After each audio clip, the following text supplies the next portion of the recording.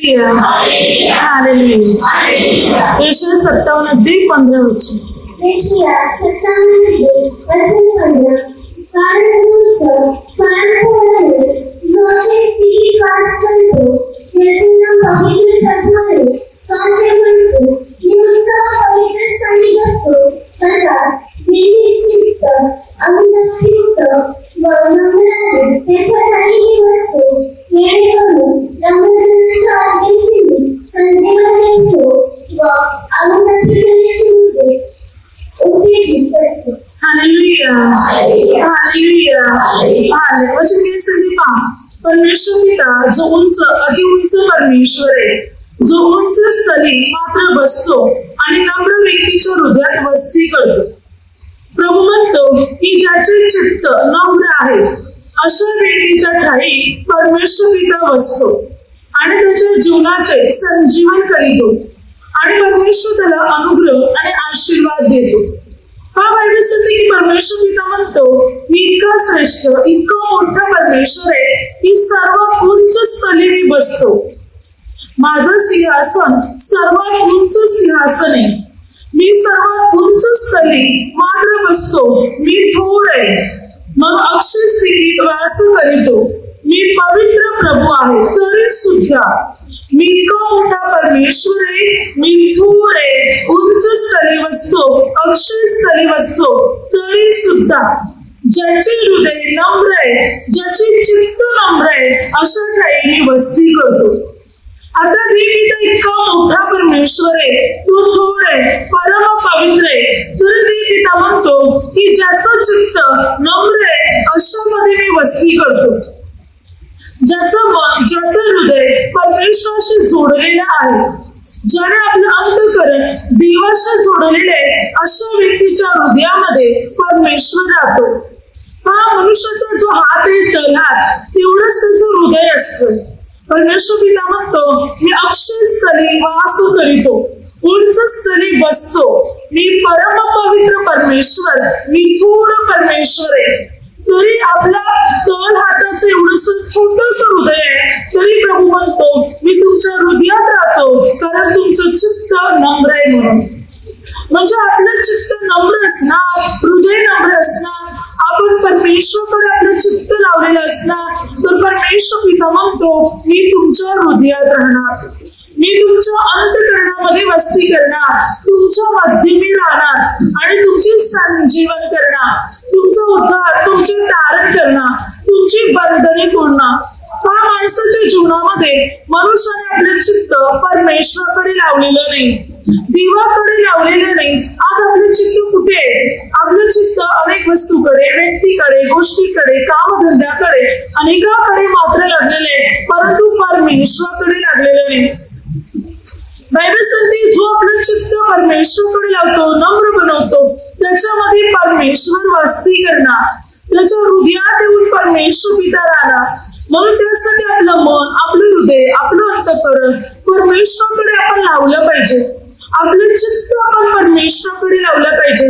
जर बरोबर आपलं चित्त परमेश्वराकडे लागलेले तर परमेश्वर पिता आपल्यामध्ये वास करणार, आपल्या हृदयात येणार। तुला ज्या माणसामध्ये तणाव निर्माण होतात, समस्या असतात तेव्हा अगदी त्याला काही बोला सांगा त्याला कळत नाही, त्याचं चित्त थारावर नसते, तू त्या विचारामध्ये गुंतलेला असतो, त्या गोष्टीमध्ये गुंतलेला असतो जो तू तणावात मानसिक तणावात असतो, वेगळी टेन्शन त्याच्या जीवनात असते तेव्हा त्याचं चित्त थारावर नसते।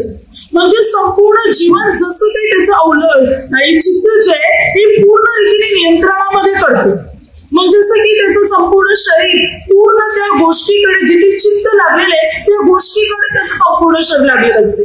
त्यामुळे त्याला कळत नाही, समजत नाही, त्याला किती सांगा समजणार नाही तर त्याचं चित्त कुठे आहे?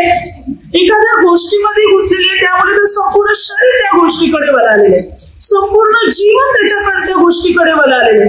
चित्त महत्वाचं आहे माणसाच्या जीवनातलं, चित्त जिकडे किती त्याचं जीवन वळेल, त्याचं शरीर वळेल, त्याचे अवयव वळतील, जिकडे त्याचं चित्त लागेल तिकडे। बायबल शिकवते आपलं चित्त जर परमेश्वराकडे लागलेलं असेल तर आपलं संपूर्ण जीवन परमेश्वराकडे लागेल, आपलं संपूर्ण शरीर परमेश्वराकडे वळेल, आपले अवयव परमेश्वराकडे वळतील जर आपलं चित्त परमेश्वराकडे लागलेलं असेल तर। हालेलुया। पण आज माणसाचं चित्त माणसाकडे, वस्तूकडे, पैशाकडे, खाण्याकडे, जागतिक मोहाकडे लागलेलं आहे. देवाकडे माणसाचं चित्तच लागलेलं नाही. त्यामुळे मनुष्य आपलं संपूर्ण शरीर या जगामध्ये, पापामध्ये, मोहामध्येच मात्र वल्वत आहे आणि परमेश्वराच्या दृष्टीने जे वाईट ते मात्र मनुष्य करते. आपल्याला आपले चित्त पूर्ण परमेश्वराकडे लावायचे, परमेश्वर पित्याच्या वचनाकडे लावायचे, तरच परमेश्वर पिता आपल्याला अनुग्रह देणार, आपल्याला आशीर्वादित करणार, आपली बंधने तोडणार, आपल्या समस्येतून आपल्याला पूर्ण रीतीने परमेश्वर पिता मुक्त करणार. म्हणून आपले पूर्ण चित्त परमेश्वराकडे लावा. जो आपला उद्धारक आहे, जो आपला तारणार आहे, जो आपल्या जीवनात कार्य करणारा परमेश्वर आहे, त्याच्याकडे आपल्याला आपले संपूर्ण चित्त मात्र लावायचे, फक्त परमेश्वराकडे. जो आपला उद्धारक आणि जो आपला तारणार आहे त्या परमेश्वराकडे आपल्याला आपलं चित्त लावायचे. बायबल सांगते 33:14 वचन, देव एक प्रकारे नव्हे, दोन प्रकारे बोलतो, परंतु मनुष्य आपलं चित्त देवाकडे लावत नाही. बरोबर आज देव मनुष्याशी बोलत आहे, आपल्या बरोबर बोलतो, पण आज आपलं चित्त देवाकडे, देवाच्या वचनाकडे, वाणीकडे, शिकवणीकडे मिळत नाही. आपलं चित्त भलत्याच गोष्टीकडे लागलेले आहे. वारंवार आपण देवाचं वचन ऐकतो, देवाचं वचन आपण पाहतो, पण तरी आपण आपलं चित्त लावत नाही. का? कारण जगामध्ये, माणसामध्ये, वस्तूमध्ये आपलं चित्त लागलेले आहे. देव बोलत आहे आपल्याशी, आणि जर देव आपल्याशी बोलत असताना आपण आपलं चित्त देवाकडे लावायला तयारच नसतील तर देव आपल्याकडे दुर्लक्ष करेल. मग देवाकडून जो अनुग्रह, आशीर्वाद आपल्याला मिळणार असतो तो आपल्याला मिळू शकत नाही. का? तर आपण आपलं चित्तच देवाकडे लावलेलं नाही. देव बोलतो, शिकवतो, सांगतो आपल्याला. मग त्यासाठी आपल्याला काय करायचंय? आपल्याला आपलं चित्त पूर्ण परमेश्वराकडे लावायचंय. ज्याने आपले चित्त परमेश्वराकडे लावलेले तो पूर्ण रीतीने परमेश्वरामध्ये गुंतवणार, गुंतून जाणार. त्याच्या डोक्यामध्ये, मनामध्ये, हृदयामध्ये परमेश्वराचे विचार, परमेश्वराची वचने कार्य करायला सुरुवात करणार. म्हणून आपल्या जीवनामध्ये आपल्याला आपलं चित्त पूर्ण परमेश्वराकडे लावायचे. जो आपला उद्धारक आहे, जो आपला तारणार आहे परमेश्वर, त्याच्याकडे आपल्याला आपलं चित्त लावायचे. आणि जर परमेश्वराकडे आपण आपलं चित्त लावणार तर परमेश्वर आपल्याला अनुग्रह देणार, प्रभू आपल्याला आशीर्वादित करणार, प्रभू आपली उन्नती आणि प्रभू आपली प्रगती मात्र करणार. म्हणून पूर्ण रीतीने आपलं चित्त परमेश्वराकडे लावण्याचा प्रयत्न करा. आणि पूर्ण रीतीने आपण आपलं चित्त परमेश्वराकडे लावणार तर परमेश्वराच्या कृपेने, सामर्थ्याने आणि अनुग्रहाने मात्र आपण भरले जाणार. आपल्या जीवनातल्या सर्व समस्या, निराशा पूर्ण रीतीने दूर होणार जेव्हा आपण आपलं चित्त परमेश्वराकडे लावणार तेव्हा. Hallelujah, hallelujah. बायबल काय सांगते? 2 इतिहासमध्ये 16 अध्यायामध्ये आसा राजा, अगोदर या आसा राजाला 2 इतिहास 14 आणि 15 अध्याय.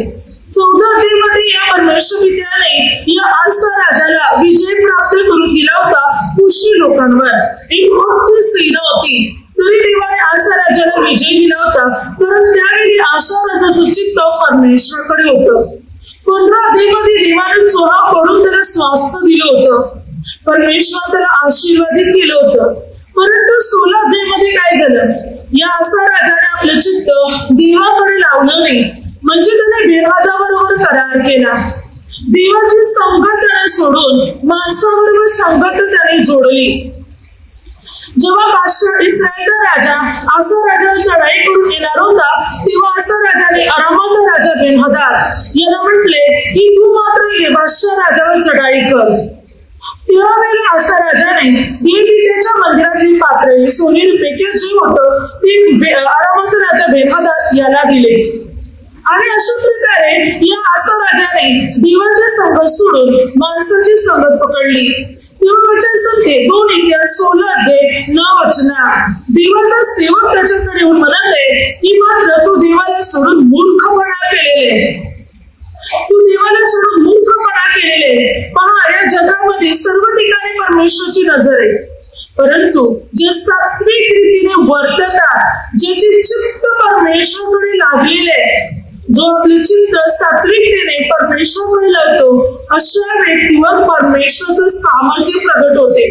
अशा व्यक्तीला परमेश्वर आशीर्वादित करतो ज्याने आपले सात्विक चित्ताने जे परमेश्वराशी वर्ततात, परमेश्वराशी वागतात, आपलं चित्त सात्विक घेऊन देवाकडे लावतात, अशा लोकांवर देव आपलं सामर्थ्य प्रगट करतो.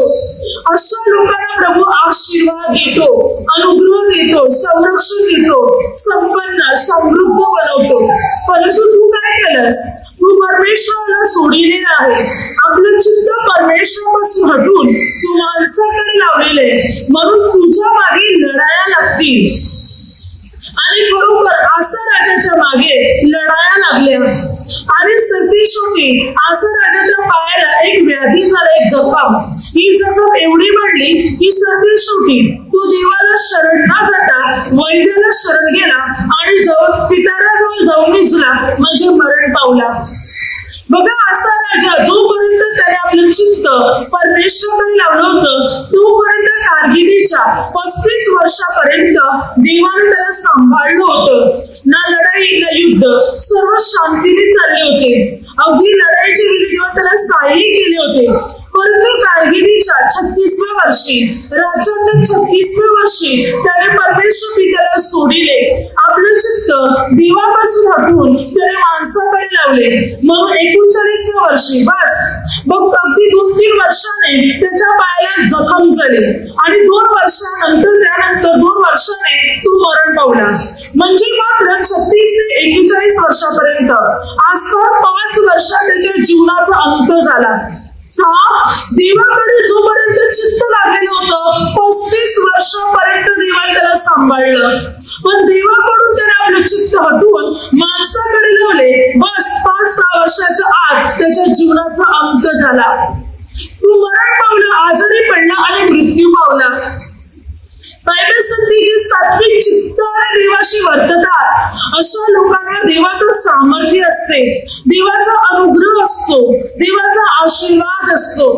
आपलं चित्त सात्विकतेने परमेश्वराशी जर जोडलेलं आहे, परमेश्वरामध्ये एक झालेले, तर आपल्यावर परमेश्वराचं सामर्थ्य आहे, आपल्यावर परमेश्वराचा अनुग्रह आहे. पण आपलं चित्त जर परमेश्वराकडे लागलेलं नसेल तर परमेश्वराचा क्रोध असणार आपल्यावर, परमेश्वराचा राग असणार आपल्यावर आणि आपला नायनाट होणार, आपण नष्ट होणार. म्हणून त्यासाठी आपल्याला आपलं चित्त परमेश्वराकडे लावायचंय, देवाकडे लावायचंय, जो आपल्याला अनुग्रह देणारा परमेश्वर आहे, जो आपल्याला आशीर्वाद देणारा परमेश्वर आहे, जो आपली उन्नती, आपली प्रगती करणारा परमेश्वर आहे. त्याच्याकडे तुम्ही आपलं संपूर्ण चित्त लावा आणि त्याच्याकडे आपण आपलं संपूर्ण चित्त लावणार तर परमेश्वर पिता आपल्याला अनुग्रह देणार, परमेश्वर पिता मात्र आपल्याला आशीर्वादित करणार. बायबल काय सांगते? नीतिसूत्रे 25 अध्याय 28 वचना, ज्या मनुष्याचे चित्त स्वाधीन नाही तो गापूस नसलेल्या पडक्या गावासारखा आहे. ज्याचं चित्त स्वाधीन मिळत नाही तो गापूस नसलेल्या पडक्या गावासारखा आहे. जे गाव ताबडतोब नष्ट होणार किंवा मात्र पुराणे नष्ट होणार किंवा ते नाहीसे होणार अशासारखा तो मनुष्य आहे. जसं की मात्र जर त्याचं चित्त थाऱ्यावर नसेल तर, स्थिर नसेल तर, बघा नाही गेलं मात्र कधी तिचं मन स्थिर नसते, चित्त स्थिर असते. हे करू का, ते करू का, इकडे जाऊ का, ते तिकडे जाऊ का, हे काम करू, ते काम करू, याच्यात यश मिळेल, त्याच्यात यश मिळेल, स्थिर नाही. अशा माणसाची काही प्रगती होऊ शकत नाही ज्याचं चित्त थाऱ्यावर नाही, ज्याचं चित्त स्थिर नाही, त्याची प्रगती होऊ शकत नाही. जो अनेक गोष्टींमध्ये मन घालतो, ही कोणती करू, स्थिर मिळत नाही, बुद्धी चालत नाही, डोकं काम करत नाही, अशा व्यक्तीची प्रगती होऊ शकत नाही. ज्याने आपलं चित्त देवाने स्थिर केलेलं आहे त्याचीच प्रगती होणार, तोच पुढे जाणार, त्यालाच यश मिळणार, परमेश्वर त्यालाच अनुग्रह देणार. आपण आपलं चित्त परमेश्वराकडे लावलेलं असेल तर परमेश्वर आपल्याला अनुग्रह देणार, प्रभू आपल्याला आशीर्वादित करणार, प्रभू आपल्या जीवनात चमत्कार घडवणार. जर आपण आपलं चित्त पूर्ण परमेश्वराकडे लावणार तर, देवाकडे लावणार तर देवाकडून आपल्याला आधार मिळेल, देवाकडून आपल्याला साई मिळेल आणि आपली बंधने तुटतील. ज्या वेळेला एज्रा 8 अध्यायामध्ये ज्या वेळेला एज्रा याजक मात्र नियमशास्त्र वाचू लागला त्यावेळी सर्व लोक एक चित्ताने पाणी वेशीजवळ एकत्र झाले. सर्व लोक तिकडे जमले आणि एज्रा याजक जो नियमशास्त्राचा ग्रंथ वाचत होता त्याकडे कान देऊन ऐकू लागले. अगदी एज्रा याजक 2 प्रहर सकाळपासून ते 2 प्रहर पर्यंत म्हणजे सकाळी 6 वाजल्यापासून दुपारी 12 वाजेपर्यंत मात्र एज्रा याजक नियमशास्त्राचं वाचन करत होता. अगदी 6 तास हे वाचन चालू होतं. तेव्हा लोकांनी मन लावून कान लावून एक चित्ताने ही वचने ऐकली. तेव्हा त्यांना त्यांच्या पापांची जाणीव झाली. ते रडू लागले, पश्चाताप करू लागले, आपापल्या चुका कबूल करू लागले, ते परमेश्वराला शरण आले. तेव्हा एज्रा याजकाने म्हटलं की मात्र परमेश्वर तुम्हाला अनुग्रह देते, आशीर्वाद देते, दुःखी होऊ नका, रडू नका, कारण हा आनंदाचा दिवस आहे. कारण ते आपलं चित्त परमेश्वराकडे लावत होते आणि सर्व एकच चित्त म्हणजे सर्व एकत्र आले होते आणि एक मनाने ते परमेश्वराची आराधना करत होते. 6 तास ते वचन ऐकत होते. आपल्या प्रवचनाला 1 तास झाला तरी आपल्याला एका जागी बसायला कंटाळा येतो. मात्र आपण उठत राहणार, कंटाळा करणार, झोप येणार, कधी संपणार. ती तर 6 तास प्रवचन ऐकत होते, 6 तास शास्त्राचे वचन ऐकत होते. उलट मात्र कंटाळा येण्याचं सोडू द्या, उठण्याचं पण सोडू द्या. उलट हे वचन ऐकत असताना त्यांच्या पापांची त्यांना जाणीव झाली. ते रडू लागले, पश्चाताप करू लागले, देवाला शरण आले. ते कारण त्याने आपले चित्त परमेश्वराकडे लावलं होतं. काय आज आपलं चित्त देवाकडे आहे का? जर बरोबर आपलं चित्त देवाकडे असणार तर देवाचं वचन ऐकायला आपल्याला कधी कंटाळा येणार नाही. प्रभूमध्ये वचन ऐकण्यासाठी बसायला कधी कंटाळा येणार नाही. जर आपलं चित्त देवाकडे असेल तर मन लावून आपण परमेश्वराचं वचन ऐकणार, मन लावून देवाचं वचन आपण आपल्या जीवनामध्ये आत्मसात करणार आणि परमेश्वर आपल्याला अनुग्रह देणार. म्हणून आपलं चित्त परमेश्वराकडे लावा, देवामध्ये पूर्ण रीतीने एकरूप बना आणि जेव्हा परमेश्वरामध्ये आपण एकरूप बनणार तेव्हा परमेश्वर आपल्याला अनुग्रह देणार, तेव्हा प्रभू आपल्याला आशीर्वादित करणार, प्रभू आपली उन्नती आणि आपली प्रगती करणार. आपल्या जीवनात आपल्याला जे काही हवं आहे ते सर्व काही मात्र परमेश्वर आपल्याला देणार. इतका महान आहे आपला परमेश्वर पिता जो आपल्याला अनुग्रह देतो, आशीर्वाद देतो, आपली उन्नती करतो, आपली प्रगती करतो आणि आपल्या जीवनामध्ये आपल्याला सर्व गोष्टी देतो. तो म्हणजे परमेश्वर. त्याच्याकडे आपलं चित्त लावा, आपलं मन लावा, आपलं हृदय लावा, कारण तो आपल्याला अनुग्रह देणारा परमेश्वर आहे. बायबल सांगते तिमोथेला पहिले पत्र 6 वचना, चित्त समाधानासह भक्तीला तर मोठा लाभ आहे. चित्त समाधानी आहे आणि चित्त समाधानी असून तो मनुष्य शांत चित्ताने प्रार्थना करत आहे तर बायबल सांगते हा सर्वात मोठा लाभ आहे. चित्त शांत असून प्रार्थना करत आहे जो मनुष्य शांत चित्ताने, शांत मनाने जो प्रार्थना करतो, बायबल सांगते हा सर्वात मोठा फायदा आहे त्याचा. शांत ठेवून प्रार्थना करणारा स्वतःचा फायदा करून घेणार. म्हणून सांगते चित्त समाधानासह भक्तीला मोठा लाभ आहे. चित्त शांत आहे आणि तो भक्ती करत आहे, प्रार्थना करत आहे तर मोठा लाभ त्याच्या जीवनात घडणार. मोठमोठे फायदे त्याच्या जीवनामध्ये घडायला सुरुवात होणार. म्हणून चित्त शांत ठेवा आणि प्रार्थना करा. मनापासून शांत मनाने प्रार्थना करा. चिडचिड ठेवून, राग ठेवून प्रार्थना करू नका. याने असं केले, तिने तसं केले, तो असा, हे मनात काहीच ठेवू नका. चित्त शांत ठेवा आणि चित्त समाधानी असेल आणि त्याद्वारे मनापासून आपण प्रार्थना करणार तर मोठे लाभ आपल्या जीवनात होणार. मोठे आपले फायदे व्हायला सुरुवात होणार. आपली बंधने तुटणं, मार्ग मोकळे होणं, अडथळे नाहीसे होणं. आपल्या जीवनामध्ये अद्भुत कार्य मात्र घडलं जाणार जर आपलं चित्त समाधानी, शांत असणार आणि त्याद्वारे आपण प्रार्थना करणार तर परमेश्वर आपल्याला अनुग्रह देणार. बघा दावीदाच्या बाबतीत 1 राजे 15:3 दावीद याचे चित्त परमेश्वराकडे पूर्णपणे लागलेले होते, तसे इतर लोकांचे लागलेले नव्हते. मात्र दावीदाचे पूर्ण चित्त परमेश्वर पित्याकडे लागले होते. दावीद वंशातून आलेले अनेक राजे ज्याचे चित्त परमेश्वराकडे लागलेले नव्हते परंतु दाविदाचं चित्त पूर्णपणे परमेश्वराकडे असं लागलं होतं की परमेश्वर पित्याने दाविदाचं उदाहरण अनेक राजांना दिलं की जसं दाविदाचं चित्त माझ्याकडे पूर्णपणे लागलेलं आहे तसं तुमचं लागलेलं नाही चित्त. म्हणून ते पित्याने अनेक राजांना आपल्या सेवकांच्या द्वारे उदाहरण दिलं की तुमचं चित्त माझ्याकडे नाही जसं दाविदाचं होतं. दाविदाचं संपूर्ण चित्त अगदी परमेश्वराकडे लागलेलं होतं. म्हणून तो सतत परमेश्वराची आराधना करायचा, सतत त्याच्या तोंडात स्तुती होती. बघा, ज्याचं चित्त सतत परमेश्वराकडे लागलेलं आहे तो आपल्या तोंडाने नाही त्या भलत्याच गोष्टी बोलत बसणार नाही. त्याच्या मुखामध्ये नेहमी परमेश्वराची स्तुती असणार. तू नेहमी देवाच्या गोष्टी बोलत बसणार, देवाचे गौरव करत राहणार. दावीद तीच करायचा, सतत देवाची आराधना. दुःख असो, संकट असो, कोणी त्रास दे, कोणी चिडत, कोणी बदनामी करो, तरी तो देवालाच धन्यवाद द्यायचा. म्हणून स्तोत्र संहितामधून एकूण 75 अध्याय दाविदाने लिहिलेले, 72 अध्यायांचा उल्लेख केले, पण 3 अध्याय आपल्याला नव्या करारातून समजतात की ती दाविदाने लिहिलेले आहेत. एकूण 75 अध्याय म्हणजे स्तोत्र संहिता अर्धा दाविदानेच लिहिलेला आहे. बाकीचे 75 अध्याय मोशे, शलमोन, आसा, युदुतून, हेमान किंवा अशा अनेक लोकांनी मात्र ते स्तोत्र लिहिलेले आहेत, पण त्याच्यातलं अर्ध पुस्तक दाविदानेच लिहिलेलं आहे. Hallelujah, hallelujah. प्रत्येक गोष्टी त्यांनी परमेश्वराला धन्यवाद दिलेले आहेत, देवाचे स्तोत्रे गायलेले आहेत. का? कारण त्याचं संपूर्ण चित्त परमेश्वराकडे लागलेलं होतं, परिपूर्ण लागलेलं होतं. काय आज आपलं चित्त पूर्णपणे परमेश्वराकडे लागलेलं आहे का? आपलं मन परमेश्वराकडे लागलेलं आहे का? सतत आपल्या डोक्यात, मनात, हृदयात परमेश्वराचे विचार आहेत का?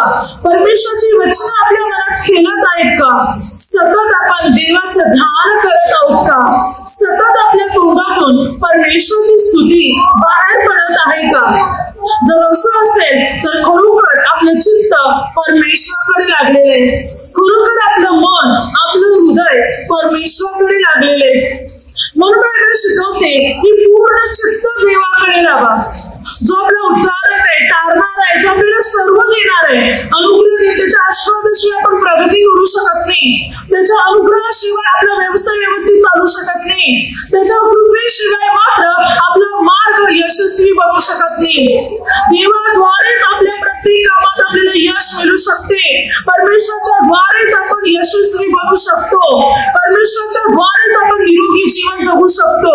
परमेश्वराच्या द्वारेच आपण शांतीचे आणि आनंदाचे जीवन जगू शकतो. नाहीतर पैसा आहे, सर्व आहे, पण सुख नाही, शांती नाही, त्याचा फायदा काय जर परमेश्वर नसेल तर? देवाद्वारे सर्व मिळू शकते. आपल्याला वाटते की मात्र मेहनत मी करतो, धंदा मी करतो, पैसा मी कमावतो. आपल्याला असं वाटते देव थोडं देतो मला, हे मेहनत मी करतो, आपण थोडं मिळते, पण देवाच्या अनुग्रहाशिवाय आपण करू शकत नाही. देवाच्या आशीर्वादाशिवाय आपण करू शकत नाही. देव आहे म्हणून करू शकतो, त्याची कृपा आहे म्हणून यश मिळते, नाहीतर मिळणार नाही. मग जर त्याच्याकडे आपण आपलं चित्त लावणार, आपलं हृदय लावणार, आपलं मन लावणार, तरच आपल्याला यश मिळणार, नाहीतर नाही मिळू शकत.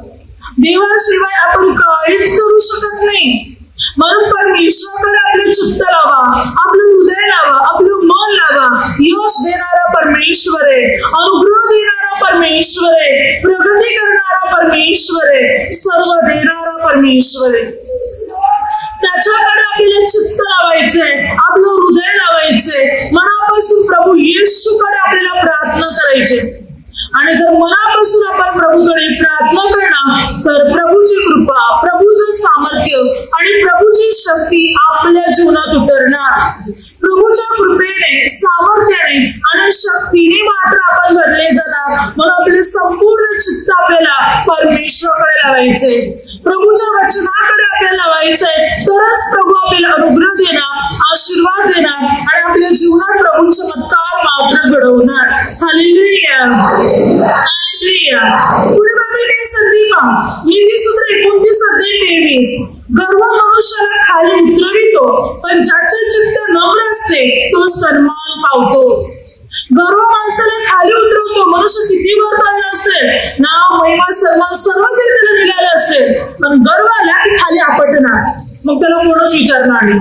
बायबल सांगते पण नम्र, जो मनुष्य नम्र आहे त्याला सन्मान मिळेल, त्याला गौरव मिळेल, लोक त्याची स्तुती करतील. गर्वामुळे मनुष्य आपला मान सन्मान सर्व गमावून नसेल, कोणीच विचारणार नाही नंतर त्याला. गर्विष्ठ स्वभाव, रागीट, कठोर स्वभावाला मात्र त्याला वाटते की मात्र मला लोक विचारत आहे, सन्मान दे, थोडे दिवस हे करणार त्याच्या चातुर्यामुळे, नंतर त्याला कोणीच विचारणार नाही. मग त्याचं नाव किती गाजलेलं असो, तो किती संपन्न असो, तरी त्याला कोणी विचारणार नाही, चला हा गर्विष्ठ मनुष्य. पण जो मनुष्य नम्र असतो, साधा मुलं लीन असतो, त्या माणसाला बायबल सांगते सन्मान मिळते. त्या व्यक्तीला परमेश्वर उंच करतो, थोर करतो, श्रेष्ठ बनवतो. ज्याचं चित्त नम्र, देव त्याला सन्मान देतो. बायबलमध्ये 2 व्यक्ती असे होते ज्यांना भरपूर मान मिळाला, कारण त्यांच्यामध्ये एक गुण होते. पहिला होता मोशे. वचन सांगते गणना 12 मोशे संपूर्ण भूतलावर नम्र मनुष्य होता. संपूर्ण भूतलावर नम्र, लीन. संपूर्ण जगामध्ये जर कोणी नम्र होता तो मोशे. म्हणून तो देवाच्या पूर्ण परिचयाचा मनुष्य बनला गेला. अनुवाद 34:10-12. पूर्ण देवाच्या परिचयाचा, देवाच्या पूर्ण ओळखीचा, देव पिता तोंड त्याच्याशी बोलायचा. देवाच्या घराण्यातले विश्वास मनुष्य, गणना 12:7-8. देवाच्या घराण्यातले विश्वास मनुष्य तो बनला. का? नम्र होता म्हणून तो देवाला एवढा आवडायचा. कठोर मनुष्य देवाला आवडत नाही, गर्विष्ठ मनुष्य देवाला आवडत नाही, नम्र मनुष्य आवडतो. आणि म्हणून मोशे देवाचा आवडता बनला. दुसरा दावीद एक दयाळू व्यक्ती होता, ज्याच्या मनात भरपूर दया होती, भरपूर प्रेम होतं. दयाळू आणि प्रेमाळू मनुष्य होता दावीद. अहंकारी नव्हता, कठोर नव्हता, गर्विष्ठ नव्हता, दयाळू मनुष्य. म्हणून त्याने दावीदाला मेंढपाळ बनवलं, आपल्या प्रजेचा नेता बनवलं. देवपित्याने दावीदाला इतकं दावीदाला श्रेष्ठ केलं की देवपित्याने म्हटलं दावीद पुन्हा एकदा येणार इस्रायल लोकांचा राजा म्हणून. दावीदाच्याच कुलातला येशू ख्रिस्त जन्माला आला. दावीद देवाचा इतका आवडता बनला की देवाने म्हटलं माझ्या मनासारखा मनुष्य मला मिळालेला आहे, माझ्या मनासारखा. अगदी देवपित्याला, परमेश्वर पित्याला आपल्या मनासारखा दावीद मिळाला. दावीदाला परमेश्वराने आशीर्वादित केले आणि परमेश्वर पित्याने त्याला अधिक अनुग्रहाने भरले. म्हणून देवपिता म्हणत आहे की दावीद मला माझ्या मनासारखा मात्र मिळालेले आहे. मला आवडणार असा व्यक्ती मात्र दावीद मात्र मला मिळालेले आहे. म्हणून वचन काय सांगते पहा, सूत्रसंहितामध्ये 89 अध्यायामध्ये त्या ठिकाणी परमेश्वर पिता काय म्हणत आहे पहा, 19 वचनापासून पुढे संपूर्ण. त्या ठिकाणी परमेश्वर पिता दावीदाबाबतीत म्हणत आहे की माझ्या मनासारखं दावीद मात्र मला मिळालेलं आहे. माझं वचन त्याच्या ठाई सर्वकार आहे, माझा आशीर्वाद त्याच्या ठाई सर्वकार आहे. मी त्याच्या संततीला आशीर्वादित करीन, त्याच्या पुढच्या पिढीला आशीर्वादित करीन. मी दावीदाला कदापि धक्का देणार नाही. जसं सूर्य आणि चंद्र राहणार तसं माझा करार दावीदाबरोबर अटल राहणार. म्हणून परमेश्वर पिता म्हणतो. इतकं दावीद देवाला आवडत होता की दावीदाने म्हटलं सूर्य आणि चंद्र राहणार तसं दावीदाबरोबर मी केलेला करार राहणार, हा करार कधीच मोडणार नाही. ही अभिवचन सुद्धा परमेश्वर पित्याने दावीद वंशजांना देऊन ठेवले. इतकं दावीद पित्याला आवडणारा एक व्यक्ती होता. Hallelujah, hallelujah. म्हणून कृष्णाची कृत्य 13:22 वचना परमेश्वर पिता बघतो, दावीद मला माझ्या मनासारखं मिळालेले आहे. तू माझ्या सर्व आज्ञा, सर्व नियम, माझी इच्छा सिद्धीस नेणार. दावीद देवाला मनासारखं मिळाला होता, कारण तो दयाळू होता, नम्र होता, लीन होता. इतक्या वेळा त्याच्यावर अन्याय झाला, इतक्या वेळा त्याला त्रास देण्यात आला, तरी तो वारंवार क्षमा करत होता. त्याच्यामध्ये सूड घेण्याची भावना नव्हती, कोणाचं वाईट करण्याची भावना नव्हती. याने माझं असं केलं मी पण त्याचं तसं करेन, नाही. इतका त्याला त्रास, इतका त्याचा छळ केला, अनेक वेळा त्याला मारण्याचा कट रचला, तरी तो वारंवार क्षमाच करत होता. म्हणून दावीद देवाला भरपूर आवडला आणि देवपित्याने म्हटलं माझ्या मनासारखा दावीद मला मिळाला. बायबल सांगते की ज्याचं मन नम्र आहे, ज्याचं चित्त नम्र आहे, तो देवाला आवडतो. देव त्याला सन्मान देतो, देव त्याला थोर बनवतो, देव त्याला श्रेष्ठ बनवतो. आपलं चित्त नम्र असणार तर बायबल सांगते सन्मान प्राप्त करणार, गौरव प्राप्त करणार, मात्र परमेश्वर आपल्याला अनुग्रह देणार. म्हणून नम्र बना, लीन बना. तर बायबल सांगते नीतिसूत्र 2:10 कारण ज्ञान तुझ्या चित्तात प्रवेश प्रवेश करेल आणि विद्या तुझ्या जीवाला रम्य वाटेल. ज्ञान कुठे जाते? आपल्या चित्तामध्ये, डोक्यामध्ये, बुद्धीमध्ये किंवा आपल्या आपल्या हृदयामध्ये. जर आपलं चित्त ठाण्यावर आहे, आपलं चित्त परमेश्वरामध्ये, तर या चित्तामध्ये काय जाईल? ज्ञान प्रवेश करेल चित्तामध्ये. आपलं चित्त देवाकडे लागलेले तर आपल्या डोक्यामध्ये, आपल्या मनामध्ये, हृदयामध्ये ज्ञान प्रवेश करेल. आपण ज्ञानी बनणार, बुद्धिमान बनणार, समजदार बनले जाणार. चित्त देवाकडे जास्त बुद्धिमान बनणार, तर जास्त ज्ञानी बनणार, जास्त ज्ञान, जास्त बुद्धी आपल्या जीवनामध्ये कार्य करणार. म्हणून आपल्याला संपूर्ण चित्त परमेश्वराकडे लावायचंय, म्हणजे आपोआप आपल्या चित्तामध्ये प्रवेश करणार, आपल्यामध्ये वस्ती करणार, आपल्यामध्ये देवाचं ज्ञान कार्य करणार. उपदेशक 1 अध्याय 13 वचनात व 17 वचनात शलोमोन म्हणतो, मी मात्र ज्ञानाकडे चित्त लावले. शलोमोन कुठे चित्त लावत होता? ज्ञानाकडे. म्हणून ज्ञान शलोमोनाच्या चित्तात प्रवेश करत होते, ज्ञान शलोमोनाच्या चित्तामध्ये जात होते. मग या पृथ्वीमध्ये, मानवामध्ये जर कोणी ज्ञानी होऊन गेलेले तो शलोमोन. शलोमोन राजा, इस्रायलचा राजा, भरपूर ज्ञानी राजा होता. त्याच्यासारखा ज्ञानी न अगोदर झाला न नंतर झाला. इतका तो ज्ञानी, इतका तो बुद्धिमान होता. त्याने 3000 नीतिसूत्रे आणि 1005 गीते रचली. शलोमोन भरपूर ज्ञानी, बुद्धिमान आणि हुशार मनुष्य होता. या शलोमोन राजाने, म्हणजे शलोमोन राजाची कीर्ती साऱ्या जगात पसरली. राजे, अनेक मोठे मोठे लोक शलोमोनाचं ज्ञान ऐकण्यासाठी शलोमोनाकडे येत होते. शलोमोन इतका प्रसिद्ध झाला की शलोमोन होऊन गेल्यानंतर सुद्धा शलोमोनाचं नाव कायम राहिलं. आजी हजारो वर्ष लुटलेले, पण शलोमोनाचं नाव अगदी संपूर्ण जगात, संपूर्ण पृथ्वीमध्ये कायम आहे. जर म्हटलं जाते की सर्वात ज्ञानी राजा कोण, तर इस्रायलचा राजा शलोमोन हे उत्तर सापडते. मग तुम्ही गुगलवरून किंवा कशावरून सुद्धा काढा की सर्वात ज्ञानी राजा कोण, तर शलोमोन राजा. हे नाव साऱ्या जगात प्रसिद्ध झालेले नाव आहे. कारण का? तू ज्ञानी होता, बुद्धिमान होता, कारण त्याने आपलं चित्त ज्ञानाकडे लावलं होतं आणि म्हणून तो जास्तीत जास्त ज्ञानी आणि बुद्धिमान बनला गेला, हुशार बनला गेला शलोमोन राजा. मग आज आपल्याला सुद्धा आपलं चित्त ज्ञानाकडे लावायचंय. या जगाकडे, वस्तूकडे, गोष्टीकडे लावू नका. आज माणसाचं चित्त कुठे माहितीये? मोबाईलकडे, फोनकडे, गाड्याकडे, मोहाकडे, फिरण्याकडे, चुकीच्या गोष्टीकडे, पण देवाच्या ज्ञानाकडे लागलेलं नाही. मी आणखी देवाचं ज्ञान घेण्याचा प्रयत्न करतो, मला काही चांगल्या गोष्टी शिकते त्यासाठी मी प्रयत्न करतो. याकडे माणसाचं चित्त लागलं नाही. तर माणसाचं चित्त जास्तीत जास्त फोन मध्ये गुंग झालेले. त्याशिवाय माणसाला काही सुचतच नाही, कळतच नाही, समजतच नाही. देवाकडे मनुष्य, देवाच्या ज्ञानाकडे चित्त लावायला आज मनुष्य तयार नाही. म्हणून परमेश्वराकडे चित्त लावा. ज्ञानी बनायचे, बुद्धिमान बनायचे, हुशार बनायचे, तर देवाकडे चित्त लावा. देवाकडे चित्त लावल्याने ज्ञान आपोआप आपल्यामध्ये प्रवेश करेल, आपल्यामध्ये येणार. आपण ज्ञानी आणि बुद्धिमान मात्र बनले जाणार.